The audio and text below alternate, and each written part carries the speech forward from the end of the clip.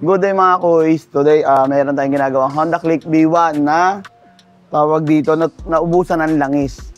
Ito yung nangyari mga kuys. Overheat dahil natuyuan ng langis.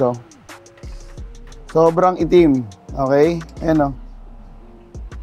So, ito pala natin mga ipapalit mga kuys. Puro genuine parts din. Black, piston ring, valve seal, mga head gasket, base gasket, and then yung mga coolant at kanyang mga barbula. Ito nga pala mga kuys is company motorcycle service, no? Ang nangyari dito is madalang magpa-maintenance, gawa ng medyo mahirap ata sa kanila mag-request sa mga maintenance, no? Kaya ganito na nangyayari. So kaya medyo lumala. Pinalitan ng mga black. So dito nga pala sa amin sa Tenix Motor Service, meron kami tinatawag na business proposal para sa mga company na may mga motorcycle service, no? Pwede kami magpasa sa inyo ng proposal. Ito, pakita ko sa inyo mga quiz. So ito, pwede kami magpasa sa inyo ng business proposal regarding sa tawag dito, motorcycle maintenance service, no? Ito, screenshot mo na lang.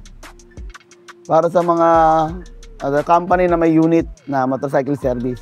Pwede tayo mag-schedule ng meeting or mag-set ng meeting para ma-explain ko sa inyo kung ano meron dito sa business proposal namin regarding sa mga motorcycle service ng mga company nyo. Magbibigay kami ng 10 to 15 to 20% discount sa mga parts na papalitan nyo sa mga motor nyo. And then sa labor naman mga quiz, pwede kami magkaroon ng minimal less sa labor, no? Sa ibang katanungan mga kuys, pwede kayo tumawag sa number na to mga kuys, or pwede kayo mag-PM sa page namin na to, na Tenix Motor Service, kung may mga tanong pa kayo rito sa aming business proposal regarding sa motorcycle service, no, sa mga company. So ito, papalitan natin to. Ito. Okay? Ito yung mga original natin na parts na ipapalit. So yun lang mga kuys, at siyempre alam nyo na walang iba. Tenix lang, saka lang.